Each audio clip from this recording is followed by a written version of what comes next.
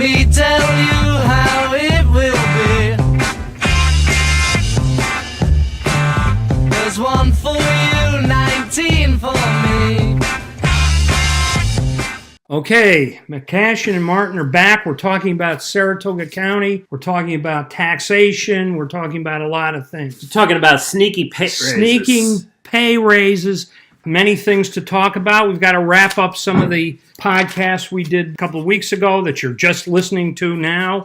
Kevin, what do we have? What do we have? It looks like since you've left Saratoga County, you retired from Saratoga County, it looks like the spending's out of control up there. Yep, I think I was the anchor that kept everything from going You haywire. were basically the boy who had his finger in the dike. When you don't finger the dike, it breaks. So let's get into it. You'd say the dike is squirting money all over. Yeah, you got a gusher going on. I was able to NSA-style hack the Saratoga County server. I got an interesting email here. And it's regarding something that was going on that we tweeted about. It seems that they are trying to, this is the Saratoga County Board of Supervisors, they're trying to give pay raises outside of budget season. Now, tell me about Saratoga County and the process of giving pay raises to workers. They can get raises during the year, right? Or when do they normally get raises? But it's usually an extraordinary situation why someone would get a raise.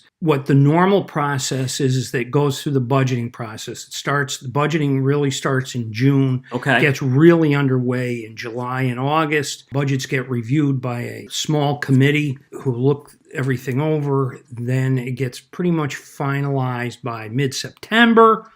Then it goes to the board to kind of look at. Right. And then it goes to different hearings. Yes. Now, when I want to make more money in the private sector, I could go start a business.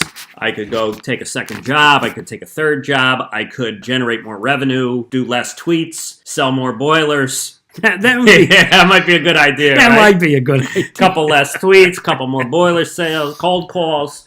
But when you're in the public sector and you want to make more money, you would have to you take a test, like in Troy. We had the older guys, the chief retires, the assistant chief retires. These guys get promoted to captain. Randy French gets nothing. You could move and leave your job. Now in Saratoga County, if you wanted to make more money, the budget, now I understand the budget last year had a 2% cost of living increase. So everybody in Saratoga County government all got raises this year. A COLA adjustment is a raise, right? Yes. Because I don't get a COLA adjustment. No. The private sector, you don't get a COLA. No. This is unions in government and management at Saratoga County in particular, but all throughout the state. They glom on to whatever the union gets. So management gets 2% if that's what the union gets. So everybody got a 2% raise. A 2% raise. Everybody hides behind law and order. Do anything for the cops. And it goes back to 911. September 11th, every cop and firefighter in America was inside the Twin Towers. Which isn't true, but this is what they've been living on. And first responders. So everybody comes up. No, everybody comes under the umbrella. Public safety of first professionals. Yes. Yeah. So public safety professionals are the new priest class.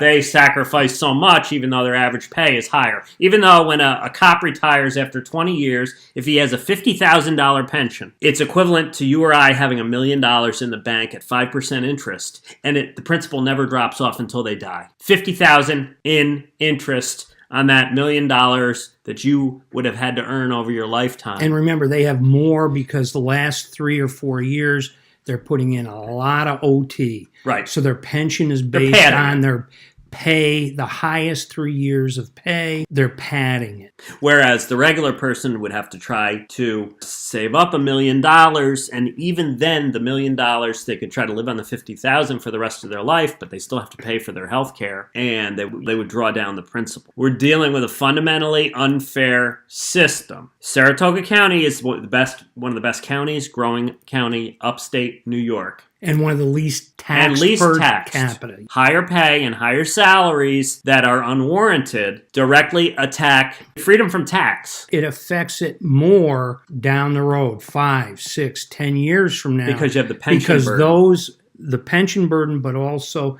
those salaries, amounts of money that people are earning, gets sustained, and as a 2% raise goes into effect frequently, practically every year, the pay becomes enormous. The tax base can't support that. That's right. Right now, today, Saratoga County can support pay increases. It can support down the road, just a few years from now, by putting in huge pay increases, it's going to cause taxes to be very difficult. The Republicans controlled Colony for 100 years. They got greedy and corrupt. They destroyed their ability to get reelected. You had the migration of the Democrats out of Albany because the Democrats, the socialist policies, destroyed Albany. You have this migration. So the next phase of migration, and you saw it because there's a 10% vote gap between Republicans are just winning by 10% in Rensselaer County now, is we're under threat from the migrants, the invasion from these crappy Democrat-held areas. Now the Democrats are moving out to the country, and they're breeding. Entire philosophy of government associated with the Democrats is based on greed and covetousness. They're greedy. They want more and more social services, which are paid for by the productive class. It is class warfare. They're paid for by the productive class of taxpayers who are earning more money, and they take a gun and they hold it to their head and they redistribute it through the ballot box, but ultimately through violence, to these unnecessary programs that do they raise people out of poverty? No. I'm not seeing it. Poverty was much less back in the 50s and 60s and government 70s. Is much bigger. And now government is bigger. They had the Great Society. It was to eradicate poverty by 1980. It hasn't. Things are much, much worse. Every president since Roosevelt has put in, Franklin Roosevelt, has put in some kind of social engineering program, and things get worse. And then they say, oh, we'll put in this additional program that'll make it, and things get worse. And it's Democrats and Republicans. They all want to be liked, and they're all part of the same corrupt cabal. Well, you look at the Bill Kristol scumbags of the world, the neocons, where they say, we accept the New Deal. And that's what the neoconservatives are. Irving Kristol, Bill Kristol, and this is directly related to Miss Harvard herself up there, Stefanik, who's basically a communist in the Republican Party. She's a neocon. They're all Trotskyites. They all, Google Trotsky. He was into war all the time, revolution all the time. And that's what we're pushing. That's what the neocons push. High taxation. Neocons are fine with that. Welfare. Everything. I don't know why they call themselves conservatives, other than they're conserving the warfare welfare state. Yeah. So they want that to stick around. They're Trotskyites.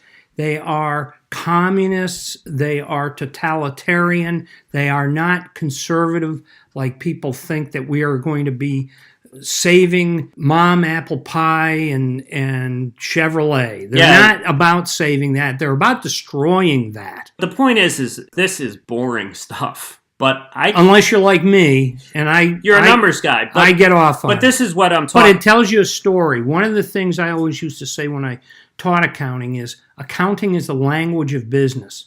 And if you've got good accounting, not funny business accounting that so many governments do, if you have good accounting, you can read what's going on by the numbers. It will tell you a story. Now, yes, you have to be an anointed high priest of finance and management to be able to do that, such as myself. You can look at it. You can tell people what it's about. Try to get them to understand, if you do this, this, and this, look at these things, and this will tell you if things are going well or poorly. So yes, it is. It's very boring for the average person. Why do you think the county treasurer doesn't get opposed many times?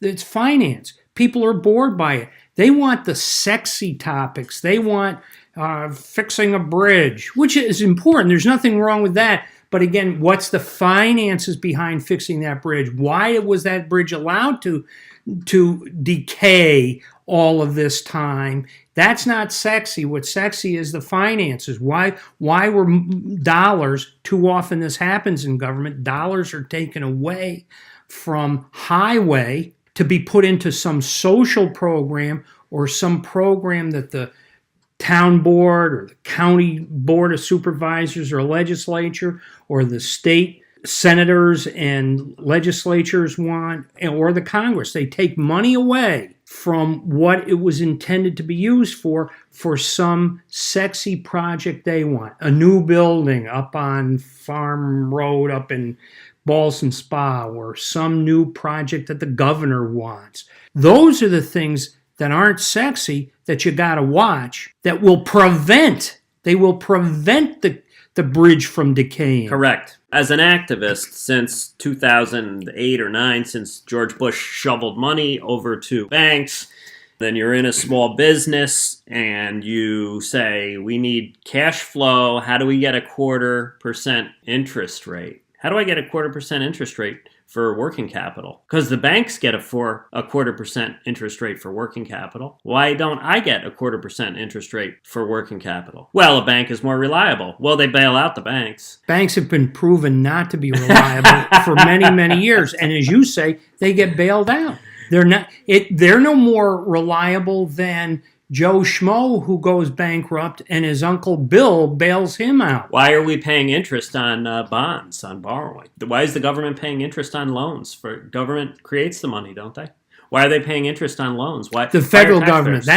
Only the federal government creates it. The states and the local don't. So they're slaves to the federal reserve. Which means the taxpayers are. And the taxpayers get it themselves dealing with banks, and they get it themselves dealing with local governments and the federal government, because even the federal government is a slave to the Federal Reserve. That, as they say, is neither federal nor private. Nor is there a reserve. And nor is there a reserve. Because they print the money out of thin air. But the point is what can you do? So you're an activist. Okay. How much influence do you think I have with Paul Taco?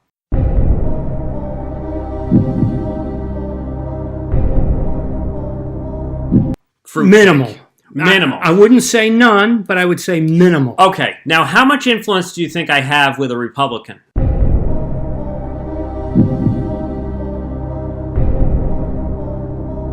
Same thing. I would say minimal. Yeah, because they don't care. But you're wrong. But you do have more. As a Republican, you have more influence with Republicans. But then you would say a Democrat has more influence with Tonko. Yeah, he does. They're both so marginal. Well, how do you get that influence?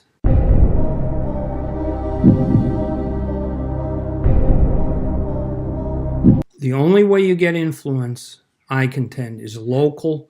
You've got to be local in the town, local in the county, local in the state. And again, you're getting to more minimal when you're dealing with state, but you still have some influence. But you have more influence locally.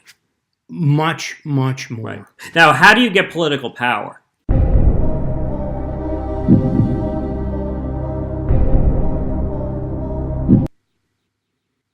I would say by having that influence. That's right.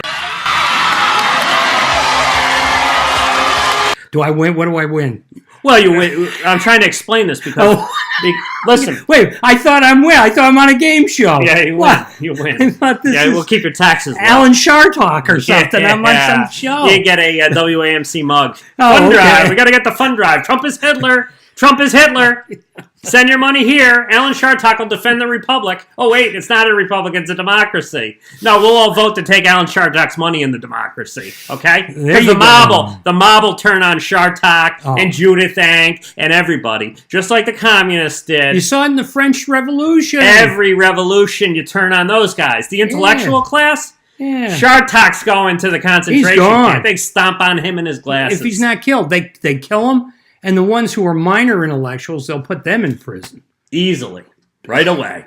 No, we love communism. Anyway. So back to our thought. So back to the thought is, the Saratoga County government is probably the most boring thing you could look at. Just like Troy City Council is boring. Just like Troy LDC, Troy IDA. You know, you have a certain class of people. If you're interested in freedom comes from maximizing your influence at the local level, not getting lost in the weeds on the potholes, but get in see what's going on with theft and a lack of transparency, hit them hard, and then you spin it up. Let's wrap this one up.